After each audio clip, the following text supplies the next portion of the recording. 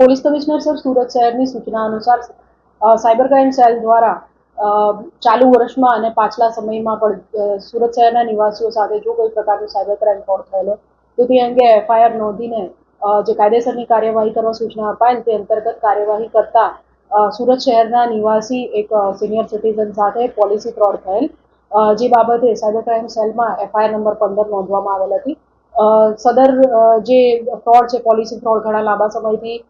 વ્યક્તિ સાથે ચાલુ હતું, જેમાં તેમણે ભૂતકાળમાં લીધેલી પોલિસીઓ જેનું પ્રીમિયમ તેમણે ભરવાનું બંધ કરી દીધું હતું એ બાબતે સાયબર ફ્રોડસ્ટર દ્વારા તેમને વારંવાર કોલ કરીને પૈસા ભરવા માટે જણાવવામાં આવતું હતું કે તમે આ પ્રકારનું આટલા પૈસા ભરી દેશો તો તમારી પોલિસી ફરી ચાલુ થઈ જશે અને તમને વધારે પૈસા મળશે. એમ કરીને જે ફરિયાદી છે એમને 5 લાખ રૂપિયાની પોલિસી જે પાસમાં લીધેલ હતી એની ઉપર આ પોલિસી પકવવા માટે અલગ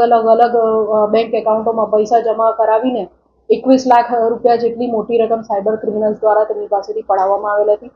તે અંતર્ગત સાયબર ક્રાઇમની ટીમે દિલ્હીમાં તપાસ કરીને એક આરોપીને ઝડપેલ છે જેનું નામ અમિત કુમાર ઠાકુર છે. સદર આરોપીએ અગાઉ ઇન્સ્યોરન્સ કંપનીમાં કામ કરતો હતો, જેના આધારે પોતાના અનુભવ અને ડેટા જે તેની પાસે હતો એના આધારે તેને જે ફરિયાદી છે એમને કોલ કરીને એમને કન્વિન્સ કરીને અલગ એકાઉન્ટોમાં પૈસા નખાવીને અને એમને જે એમની 5 લાખની પોલિસી છે એની ઉપર 65 લાખ રૂપિયા જેટલી મોટી રકમ મળી શકે છે એવું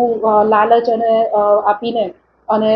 ફસાવીને અલગ ખોટા ડોક્યુમેન્ટ અને પોતે આરબીઆઈમાંથી ને અલગ બેંકોમાંથી બોલે છે એવી રીતના જણાવીને કુલ 21 લાખ રૂપિયા જેટલી રકમ પડાવી લીધેલ હતી. હાલ આરોપીના રિમાન્ડ મેળવવામાં આવેલ છે અને વધુ તપાસ હાલ ચાલે છે.